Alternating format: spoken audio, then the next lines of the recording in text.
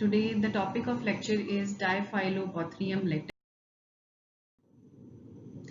Diphyllobothriaceae occur in northern hemispheres, especially in Europe, newly independent states of the former, North America and Uganda, and Chile. Freshwater fish infected with Diphyllobothrium species larvae may be transported to and consumed in geographic area where active transmission does not occur, resulting in human diphyllobothriasis. For consumption of imported fish have been noticed in Brazil. Diphyllobothrium is the genus of tapeworm which can cause diphyllobothriasis in human. The principal species called Diphyllobothriaceae is Diphyllobothrium latem, known as broad or fish tapeworm or broad fish tapeworm. Fish tapeworm infect those people who regularly consume fish and especially those who eat raw or undercooked fish.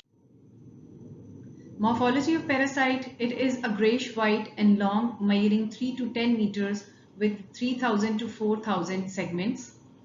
Elongated scolex, has two slit-like sucker with grooves but no hooks.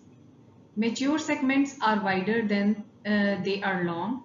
They have centrally positioned genital pore. This is the figure showing the section of adult Diphyllobothrium containing many proglottids. Its eggs are pale yellow and oval in shape with an open operculum lid containing a mass of granulated yolk cells surrounding an undeveloped ovum.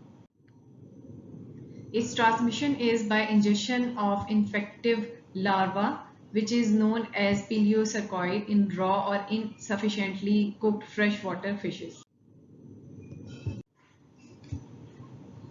After ingestion in small intestine, the larva hatch to a gut wall and develop into adult worm. Gravid proglottids release fertilized egg through a genital pore and pass in the stool and enter into the water.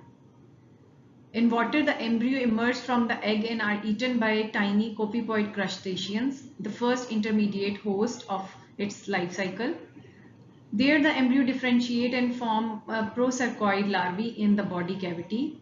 When the copepod is eaten by freshwater fish like trout or perch, the larvae differentiate into peleocercoids in the muscle of the fish.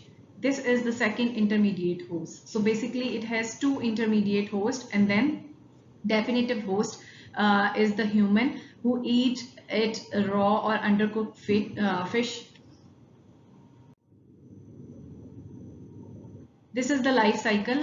The proglottids are released in the stool, and then the eggs are hatched in the water, and the copepods are eaten by the larger fishes, and then they eaten by the human. Diphyllobothriaceae clinically present as a long-lasting infections. They cause little damage in the small intestine. In small individuals, megaloblastic anemia occur as a result of vitamin B12 deficiency. Most patients are asymptomatic, but abdominal discomfort and diarrhea may occur. Massive infection may result in intestinal obstruction. Migration of proglottids may cause cholecystitis and colitis. Its laboratory diagnosis depend on the finding on typical presentation of eggs in the stool. They have an open operculum at one end, and there is no serological test for this. These are the eggs. You can see the operculum at the one end. Its treatment is praziquantel and niclosamide.